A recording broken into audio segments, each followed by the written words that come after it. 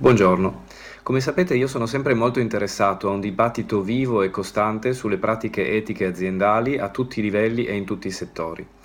A questo proposito mi sono detto che sarebbe stato utile fare un riassunto di che cosa si intende oggi per etica aziendale nelle sue accezioni principali, focalizzandomi infine su alcune delle caratteristiche a mio avviso più importanti di un manager virtuoso o etico che chiamarsi voglia.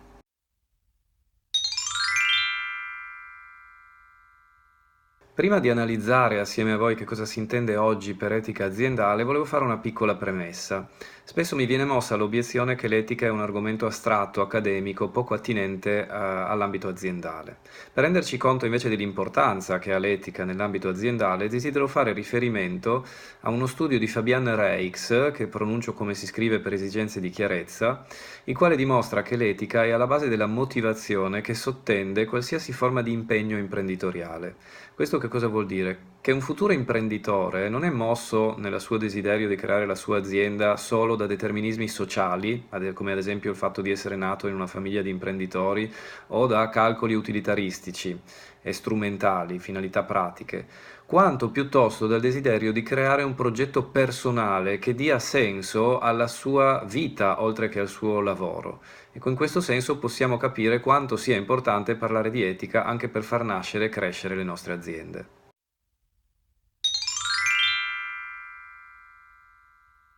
Al giorno d'oggi assistiamo alla formalizzazione di diverse forme di etiche aziendali che rispondono alla volontà dei dirigenti di dare dei punti di riferimento ai loro collaboratori per prendere importanti decisioni e per risolvere i conflitti nella loro pratica professionale. Possiamo quindi definire un'etica aziendale come un insieme di regole oggettive, formalizzate e comunicate dalla direzione.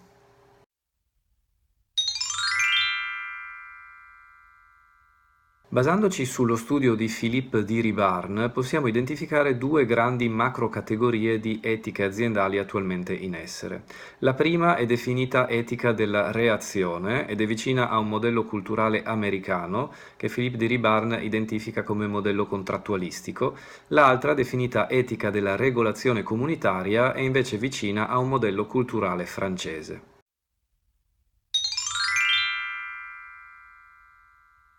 Il primo modello, quello dell'etica della reazione, è tipico di un'organizzazione prettamente economica. Questo modello si basa sui due valori della redditività e dell'efficacia e prevede delle regole che assicurino la conformità del comportamento dei collaboratori con un codice etico che sia chiaramente formalizzato e che analizzi i problemi etici secondo una logica utilitaristica. Questo vuol dire che l'analisi si focalizza sulle conseguenze dell'azione e sull'importanza dell'utilità sociale.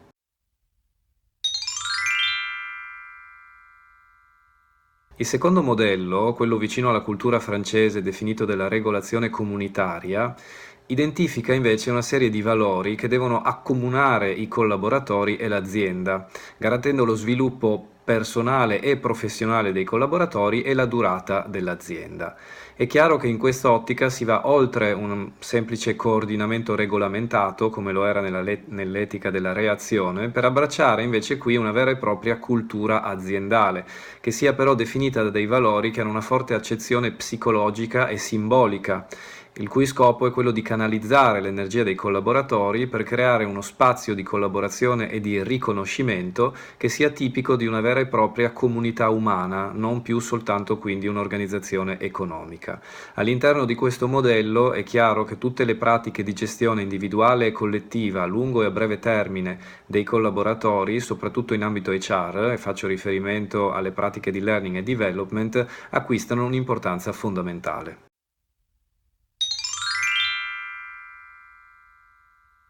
Fatta questa prima analisi, dobbiamo ora prendere in considerazione un altro importante aspetto, ovvero la predominanza che sta avendo in ambito aziendale una forma specifica di etica, quella aristotelica. Questo perché? Se noi prendiamo in considerazione una formazione manageriale, vediamo che essa è composta di due grandi, diciamo, settori. Da un lato abbiamo tutto quello che è la visione sociale del ruolo del manager come garante di un ordine prestabilito, del rispetto di questo ordine prestabilito, di regole formalizzate. Dall'altro lato abbiamo la visione del manager come un agente autonomo, capace di prendere decisioni in piena autonomia, quindi a fronte di una realtà molto complessa che lo sollecita continuamente. In questa seconda dimensione si inserisce l'etica aristotelica, con l'accento che essa pone sul concetto di virtù. Apro una parentesi, virtù in greco si dice arete, che vuol dire eccellenza, legata quindi al verbo eccellere, ma io eccelgo in qualche cosa, quindi è chiaro che nella sua accezione classica la virtù è molto legata all'arte intesa come attività produttiva, quindi a una dimensione pratica.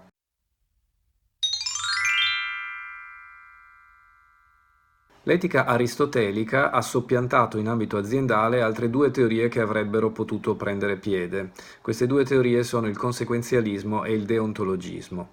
Spieghiamo brevemente di che cosa si tratta. L'approccio conseguenzialista, sulla scia del pensiero di Mills e di Bentham, faceva coincidere il carattere morale dell'azione con l'utilità sociale.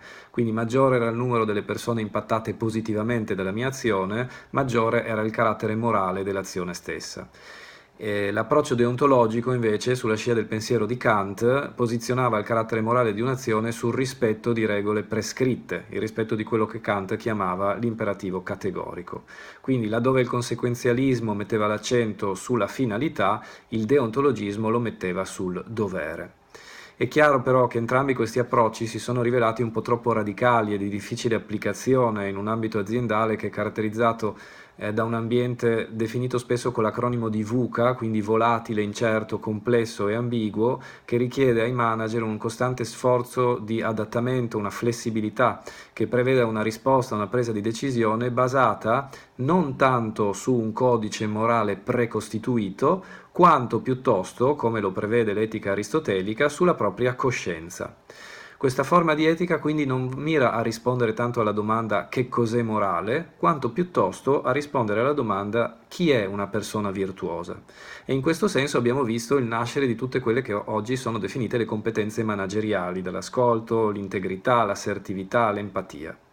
Nell'ottica aristotelica, quindi, la finalità dell'azione è sempre il bene. Il bene coincide con la felicità e la felicità consiste nel praticare la virtù per il bene proprio e della comunità.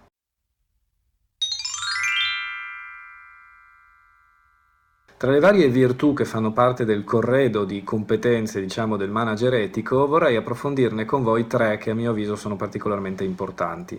La prima è il coraggio di essere sinceri e di dire la verità, quella che classicamente veniva chiamata parresia e che è stata oggetto di studi di Michel Foucault soprattutto. E il coraggio di essere sinceri non vuol dire semplicemente sbattere la verità in faccia alle persone, vuol dire entrare in un dialogo sincero che permetta il nascere della verità costitutiva del mio interlocutore, quindi a un livello molto più profondo, identitario. Il coraggio di essere sinceri ha una duplice relazione, una relazione con gli altri e una relazione con se stesso. La relazione con gli altri consiste nel fatto che io comunico la verità con lo scopo di rendere autonomo l'interlocutore, quindi gli comunico degli elementi veri affinché l'interlocutore possa prendere una decisione basata su fatti reali, veri e in maniera autonoma. Dall'altro lato la relazione con sé è importante, nel senso che se io voglio essere in grado di comunicare la verità agli altri, devo prima conoscere la verità che mi costituisce, quindi andare verso la mia verità interiore e conoscerla. La seconda virtù è la phronesis, ovvero la saggezza pratica, che da molti è stata anche tradotta come prudenza, ma questo dovutamente al fatto che in latino il termine è prudentia, ma è meglio definirla saggezza pratica perché questa virtù consiste nel saper discernere correttamente e prendere delle decisioni riconciliando l'elemento universale con quello particolare. Posso fare l'esempio del magistrato che da un lato ha la legge, l'aspetto universale, e dall'altro lato ha il decreto, l'aspetto particolare, e che deve in qualche maniera decidere ricongiungendo queste due dimensioni. Chiaramente questa virtù si nutre di esperienza, quindi è importante avere molta esperienza per essere in grado di discernere con saggezza, e si nutre anche della capacità di osservarsi dall'esterno, di concepirsi sempre come un'opera da creare costantemente. Diciamo che il manager virtuoso è colui che sa gestirsi. L'ultima, la terza virtù che vorrei analizzare con voi, la possiamo definire fedeltà a se stessi, che non consiste nella mera ripetizione di comportamenti, cioè non è un permanere nel tempo di noi, utilizzando quello che Paul Ricoeur chiamerebbe medesimezza, bensì la capacità di rispettare le promesse fatte agli altri, mantenendo un legame diacronico con la propria identità, con la nostra identità, che permetta costantemente di essere consapevoli dei propri valori e di chi noi vogliamo diventare, quindi di lavorare nel tempo per riuscire a raggiungere questo obiettivo e diventare il manager virtuoso che noi vogliamo essere. In questo senso c'è un elemento di riflessività che potremmo definire, sempre utilizzando il lessico di Paul Ricoeur, piuttosto che medesimezza, ipseità. Questo per permetterci di fronte agli altri di essere coerenti in un mondo che spesso purtroppo manca di coerenza.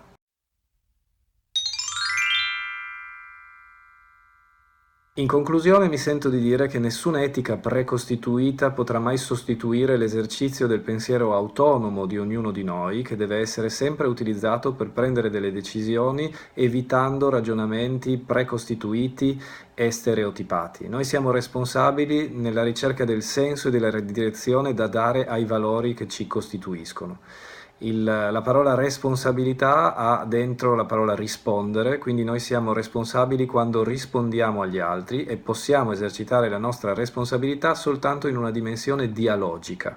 Un dialogo costante, mi interessa per questo motivo, è fondamentale tra persone che vogliano costantemente esercitare la libertà che caratterizza ogni forma di responsabilità.